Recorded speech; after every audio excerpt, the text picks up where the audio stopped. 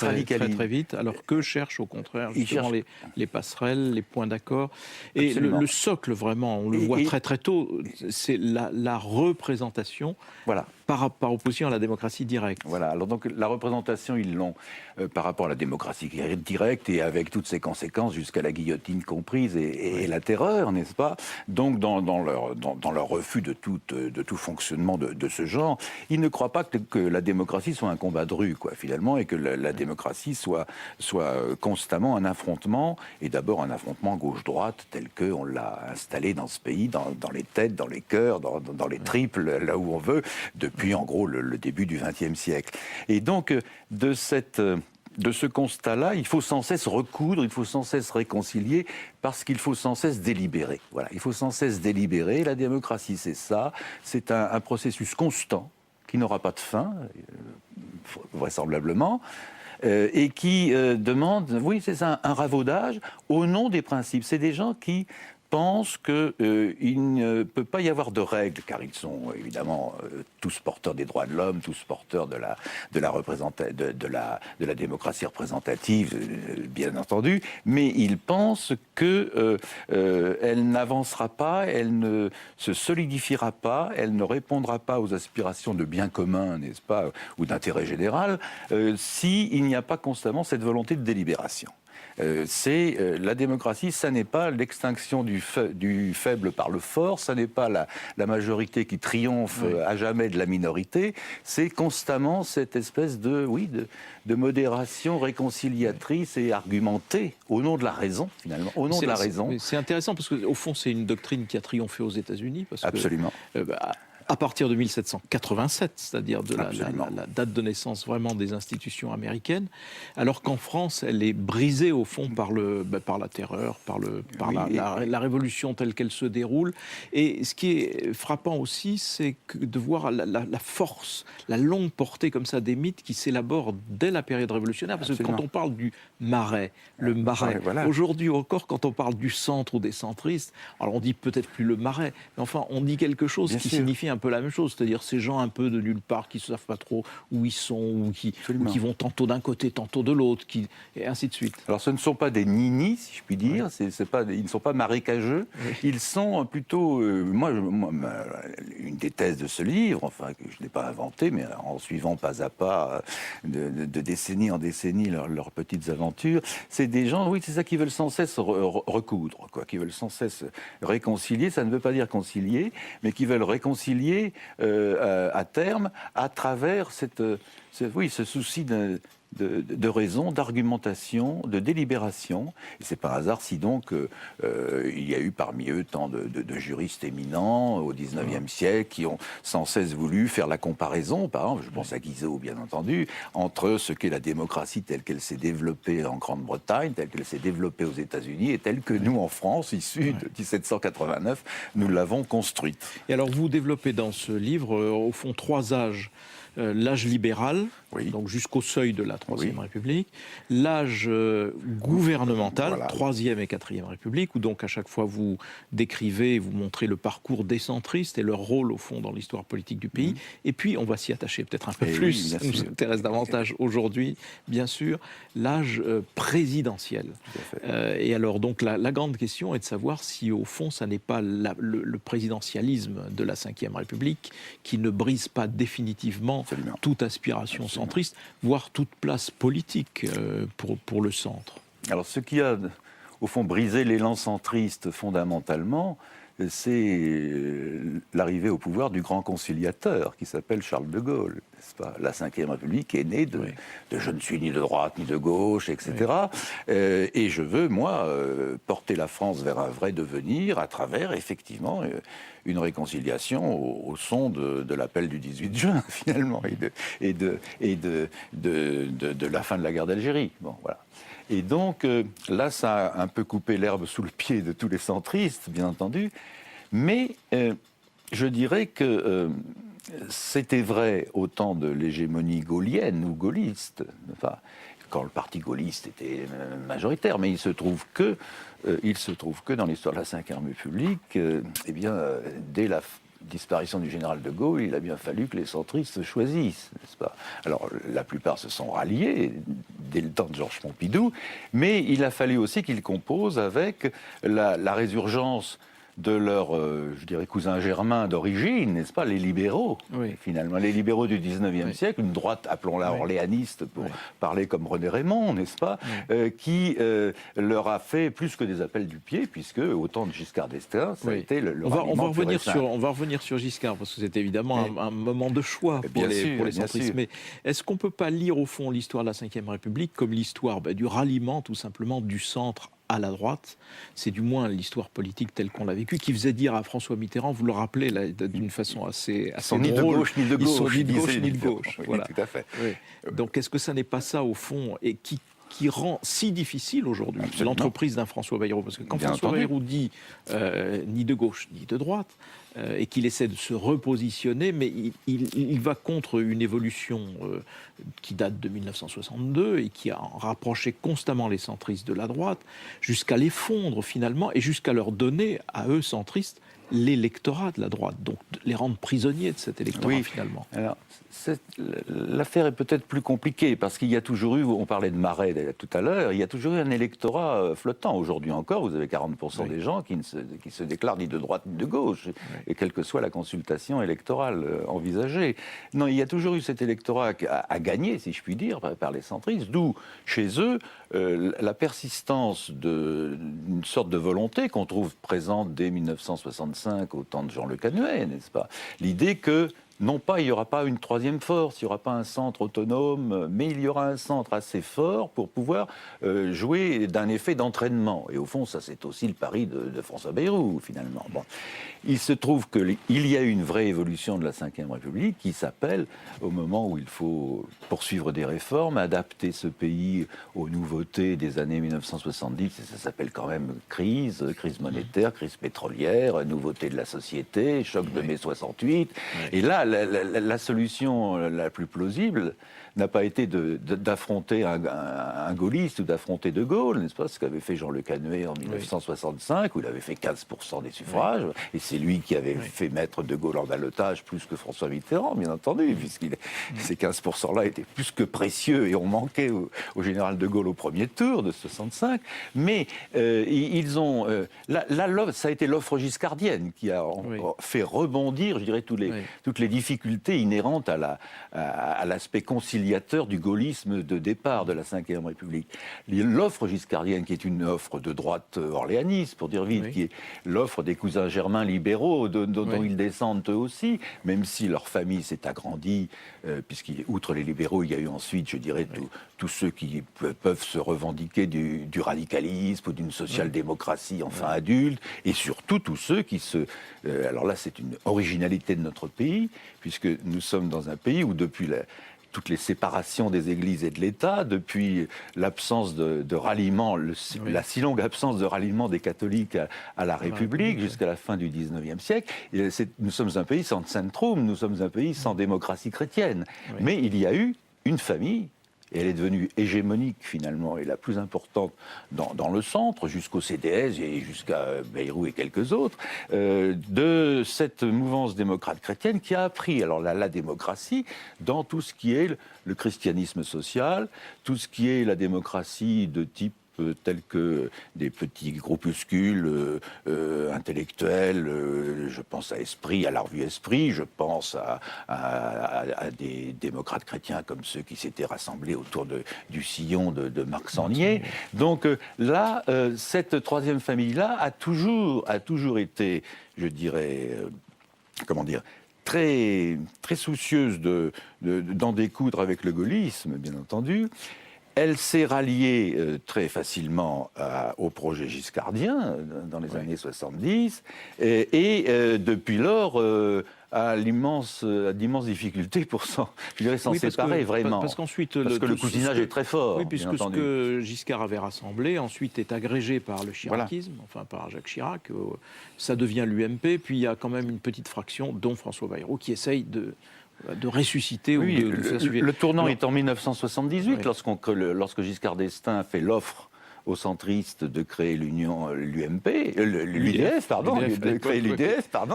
Et là, évidemment, Banco, et le premier président de l'UDF giscardienne, de Tréfond, et Jean-Luc Anouet, n'est-ce pas? Voilà. Alors, juste avant, deux petites questions encore, parce que l'heure tourne trop vite. Il y a juste comment appréciez-vous aujourd'hui les chances d'un François Bayrou, justement, malgré tout, de faire vivre cet état d'esprit, en le détachant peut-être suffisamment de la droite pour qu'il existe en tant que tel.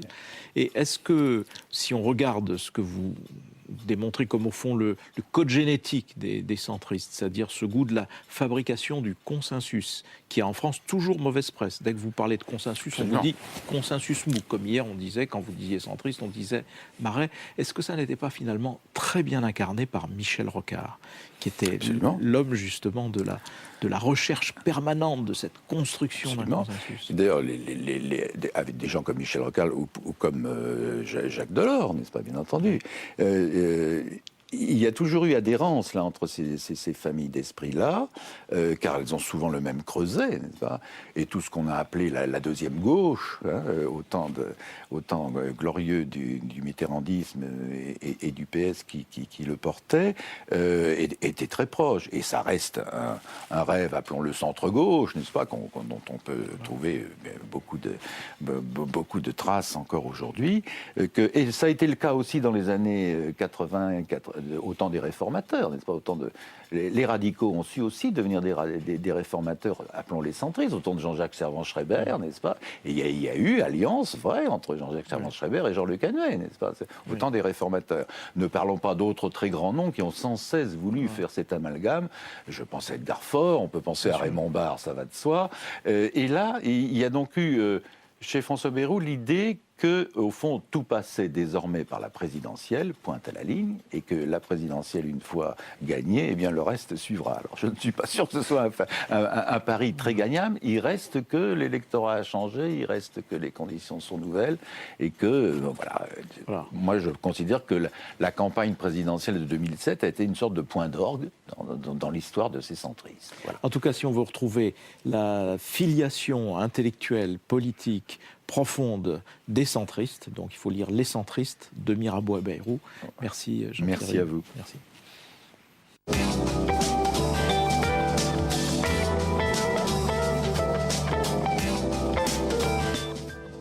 Yazouani, bonjour. Bonjour. Vous êtes l'auteur d'un récit qui vous concerne, puisque c'est intitulé La chef d'orchestre, et que vous êtes chef d'orchestre, et c'est un récit qui nous donne au fond à comprendre votre parcours, un parcours très original, qui part de Stein, en Seine-Saint-Denis, et qui vous amène aujourd'hui à diriger un orchestre à Paris, un autre à Alger. C'est ça, tout à fait. C'est l'Orchestre national d'Algérie. Oui.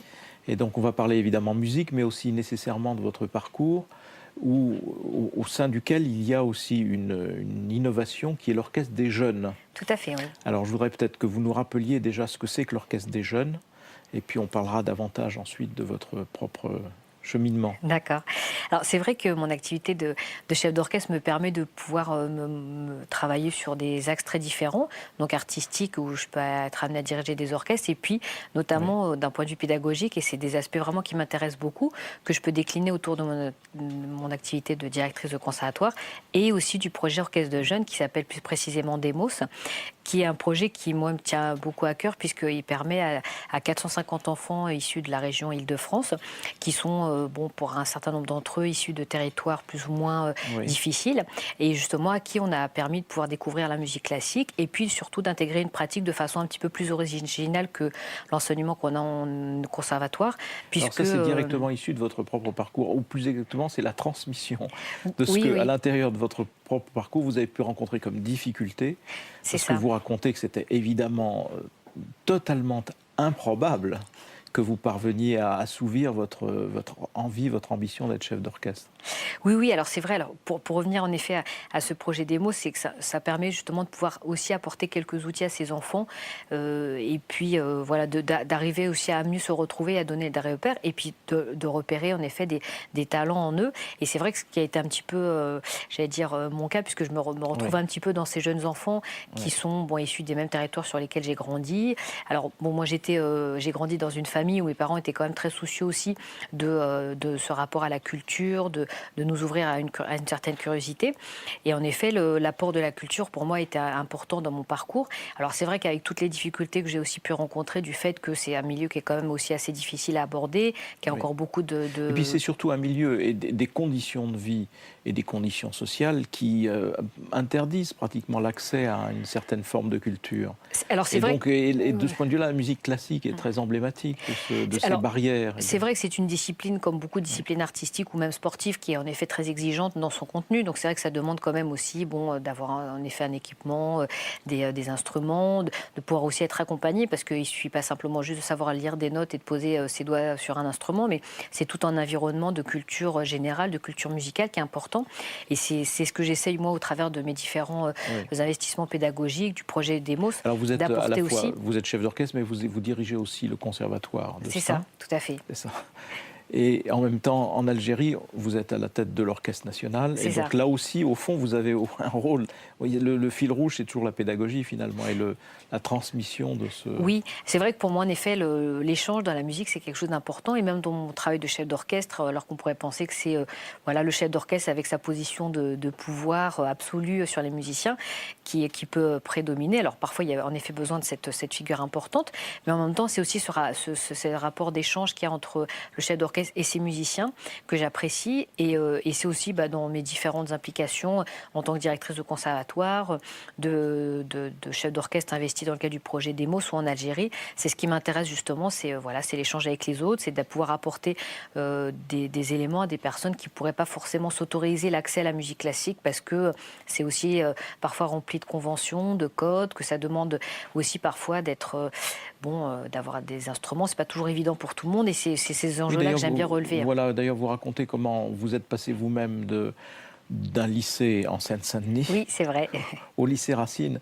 Le lycée Racine, c'est un lycée idéal, au fond, dans Paris, parce qu'on peut y faire des études mixtes, c'est-à-dire matin ou après-midi, les études proprement dites, et puis l'après-midi ou le matin, la musique, si on est musicien, ou d'autres activités artistiques, etc. Et vous racontez comment vous étiez accueilli un peu avec... où il y avait de vraies barrières, au fond. C'est vrai que... Barrières sociales, mais aussi, ce qui est le plus frappant dans votre récit, c'est à quel point ces barrières sont... parce que par définition, on peut penser que le lycée, l'école les défont, ces barrières, mais à quel point elles sont intériorisées. Et donc, on vous regardait comme un objet non identifié en se disant, mais elle n'a aucune chance. C'est vrai, puisque moi j'avais fait ma scolarité à Pantin, donc dans une ville de Seine-Saint-Denis, avec toute la diversité culturelle qu'on peut retrouver sur ce territoire-là. Et je suis arrivée en effet au lycée Racine à Paris, dans le 8e arrondissement, donc un quartier très différent. Disons, c'est plus homogène. Voilà, dans un lycée où il y avait très peu de mixité culturelle, aussi moins de mixité sociale. Donc c'est vrai que c'était un petit peu déroutant. Et puis de se retrouver dans un milieu où il n'y avait que des élèves musiciens ou artistes qui étaient aussi issus d'un certain milieu artistique. Donc c'est vrai que moi j'arrivais avec ma sœur jumelle sans ces repères-là, avec des parents pas musiciens. Donc c'est vrai que c'était un petit peu déroutant et c'est un peu les premières fois où je me suis retrouvée confrontée parfois à ces difficultés qu'on peut retrouver dans le milieu culturel. Et c'est pour justement permettre à d'autres personnes et à d'autres enfants justement d'intégrer ce milieu culturel que je donne beaucoup de mon temps et de mon investissement dans ces différents projets. Et c'est la rencontre avec Sergiu Celibidache qui, au fond, vous donne la clé, et qui va un peu vous prendre par la main, et puis vous guider dans ce parcours très atypique. J'ai eu de nombreux professeurs qui ont beaucoup marqué dans mon parcours, et notamment cette personne, puisque déjà, il a reconnu en moi des prédispositions pour ce métier, ce qui n'était pas forcément très évident.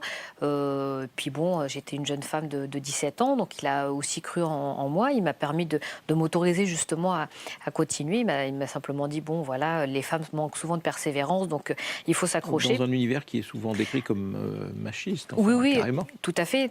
Puis avec en effet des traditions fortes.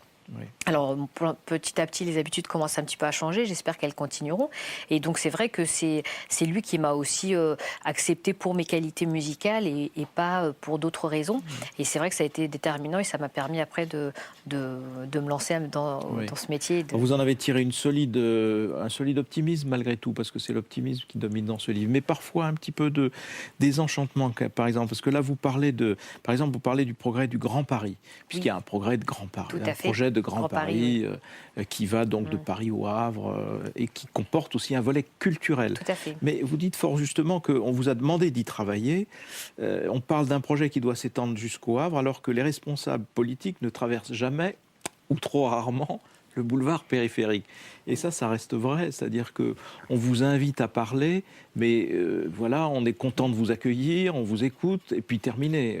Et puis il n'y a jamais de suivi sur place ou d'attention, en tout cas comme vous le souhaiteriez. Oui, c'est vrai que pour ma part, maintenant j'ai un peu d'expérience et puis aussi des tribunes pour pouvoir parler maintenant plus aisément de mon travail, mais dans la vie de tous les jours, c'est vrai que c'est pas très évident parce que tout ce travail, moi j'attache aussi de l'importance à développer des projets artistiques de grande qualité à la ville de Stein, en Seine-Saint-Denis, en Val d'Oise, sur ces territoires-là, parce que parfois au niveau par exemple de l'orchestre symphonique, il y a peu de concerts de musique symphonique et c'est vraiment un répertoire qui, à mon sens, doit pouvoir aussi être partagé par tous.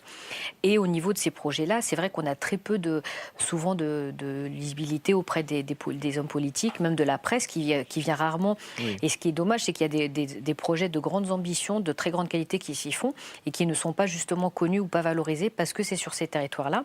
Et donc parfois aussi au niveau des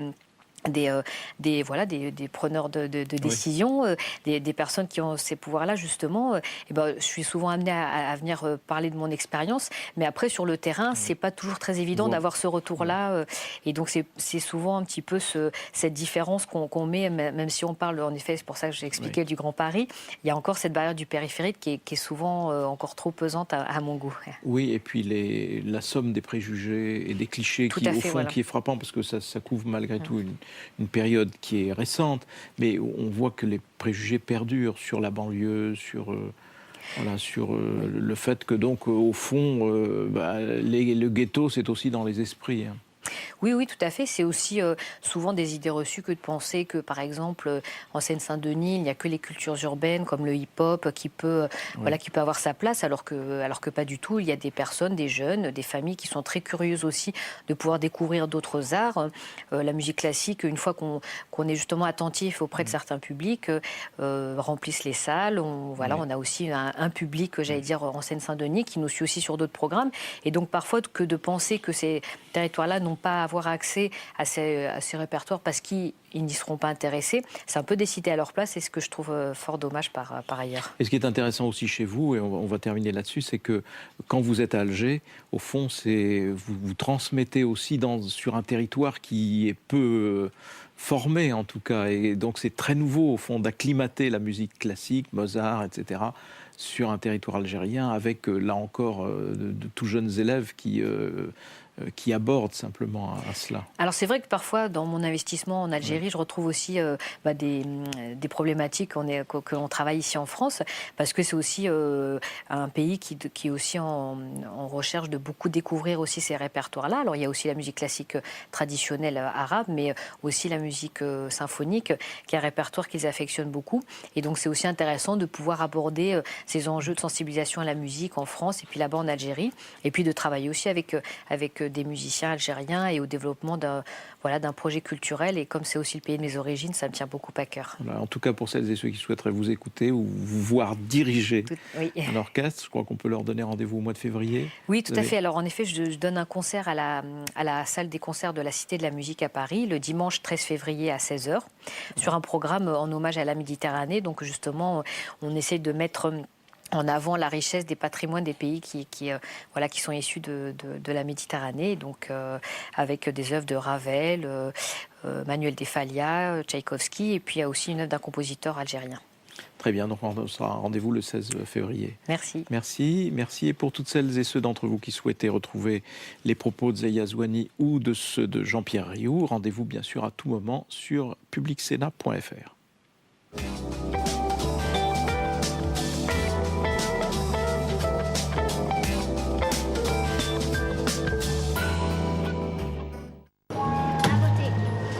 Ils ont entre 9 et 12 ans et ont été élus au Conseil municipal des enfants de Guyancourt en région parisienne. Je voudrais me présenter à l'élection du maire des enfants pour représenter le CME. Pendant 2 ans, ils vont découvrir la vie locale et tenter d'améliorer le quotidien de leurs concitoyens. On nous laisse le droit d'expression comme les grands. On a des grandes responsabilités, mais on s'en rend pas trop compte une fois qu'on est dedans. Il y a aussi de la fierté de se dire « Ah, on a fait quelque chose pour la ville ». Merci, votez pour moi. Citoyens de demain, un documentaire d'Alain Rico, samedi à 22 h sur Public Sénat.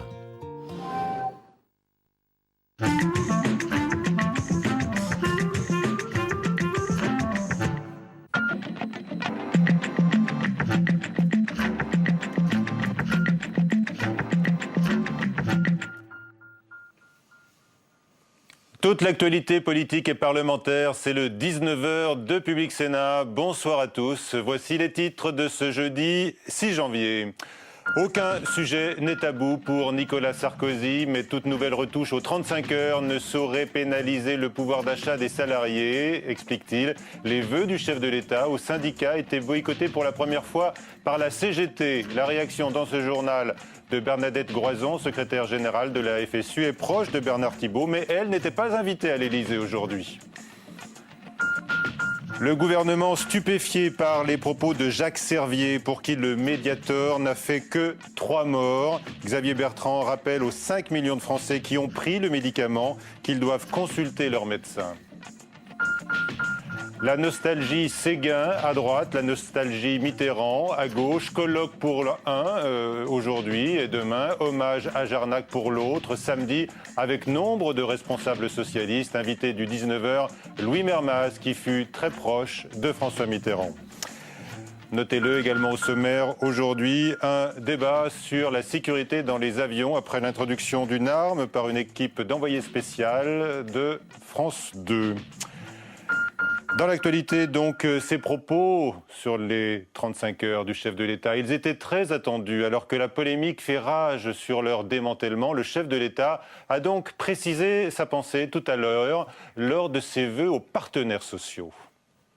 Depuis 2007, je rappelle que les 35 heures mises en place par Mme Aubry, 35 heures obligatoires et rigides, ont disparu puisque nous avons supprimé les obstacles aux heures supplémentaires pour les entreprises et pour les salariés, qui ont été 5 300 000 en 2010, malgré la crise, à bénéficier de l'exonération fiscale et sociale. Donc aujourd'hui, les 35 heures uniformes et obligatoires n'existent plus.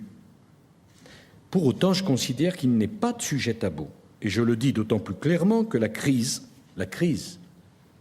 a changé la donne. Et si les partenaires sociaux ou les partis politiques ont des propositions à faire, bien évidemment, le gouvernement y sera attentif, avec cependant une préoccupation. Ne pas toucher au pouvoir d'achat des salariés. Voilà pour cette position donc exprimée à l'Élysée aujourd'hui sur les 35 heures. La réaction de François Chérèque pour la CFDT, très attaché bien sûr aux 35 heures et également à la durée légale de travail en France. Le président de la République n'a pas du tout été rassurant, je trouve, sur les 35 heures.